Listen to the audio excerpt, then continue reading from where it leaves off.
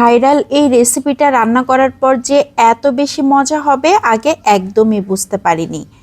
প্রথমে একটা রান্নার প্যানে আধা কাপ সয়াবিন তেল দিয়ে দিয়েছি, গোটা গরম মশলা, এলাচ, দারুচিনি, তেজপাতা, লবঙ্গ দিয়ে দিয়েছি, পেঁয়াজ কুচি দিয়ে দিয়েছি 3 টেবিল চামচের মতো, খুব ভালো করে নেড়ে চেড়ে নিয়েছি।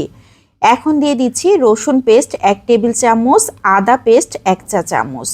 বেশ কিছুক্ষণ ধরে নেড়ে চেড়ে নিয়েছি। আদা রসুনের গন্ধটা যখন দূর হয়ে গিয়েছে তখন সামান্য একটু পানি দিয়ে দিচ্ছি। মশলাটাকে খুব ভালো করে কষিয়ে নিতে হবে। এখন খুব ভালো করে নেড়ে চেড়ে সব কিছু মিশিয়ে নিয়ে দিয়ে দিচ্ছি জিরা পেস্ট 1 চা চামচ, কাঁচামরিচ পেস্ট দিয়ে দিয়েছি 2 টেবিল চামচ, ধনিয়ার গুঁড়া 1 চা চামচ, এলাচ, দারুচিনি, জয়ফল, জয়ত্রী একসাথে পেস্ট করে 1 চা চামচ, শাহি গরম মশলা দিয়ে দিয়েছি আধা চা চামচ। আবারও সামান্য একটু পানি দিয়ে দিয়েছি। খুব ভালো করে নেড়েচেড়ে মশলাটাকে কষিয়ে নিচ্ছি। লবণ দিয়ে দিয়েছি 1 চা চামচ। আবারও খুব ভালো করে নেড়েচেড়ে নিচ্ছি। যতক্ষণ না পর্যন্ত তেলটা উপরের দিকে উঠে আসে ততক্ষণ এভাবে মশলাটাকে কষিয়ে নিতে হবে। এখন দিয়ে দিচ্ছি বাদাম পেস্ট 2 চা চামচ। বাদাম পেস্টটা অবশ্যই ব্যবহার করতে হবে। টক দই দিয়ে দিয়েছি 2 টেবিল চামচ। আমি কাজু বাদাম, কাঠবাদাম আর কিশমিশ একসাথে পেস্ট করে ব্যবহার করেছি। তবে যে কোনো বাদামি পেস্ট করে নিলে হবে, বাদামের সাথে কয়েকটা কিশমিশ দিলে আরও বেশি মজার হবে। মশলাটা খুব ভালো মতো কষানো হয়ে গিয়েছে। এখন দিয়ে দিয়েছি 800 গ্রামের মতো গরুর মাংস।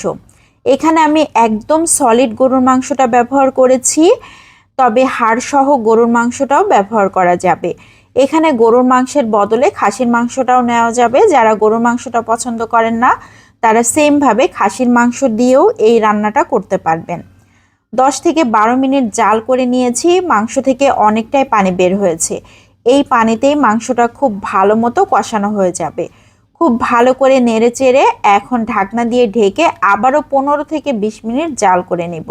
এরই মধ্যে মাংসটা একদম কষানো হয়ে গিয়েছে। মাংসের পানি কিন্তু শুকিয়ে গিয়েছে, মাংস থেকে তেল ছেড়ে দিয়েছে। এখন অনবরত নাড়াচাড়া করে একদম ভাজা ভাজা করে নিতে হবে। বেশ কিছুক্ষণ ধরে এভাবে নাড়াচাড়া করে নিতে হবে।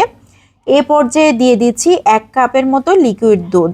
আমি এখানে পাউডার মিল্কটা লিকুইড করে তারপর ব্যবহার করেছি।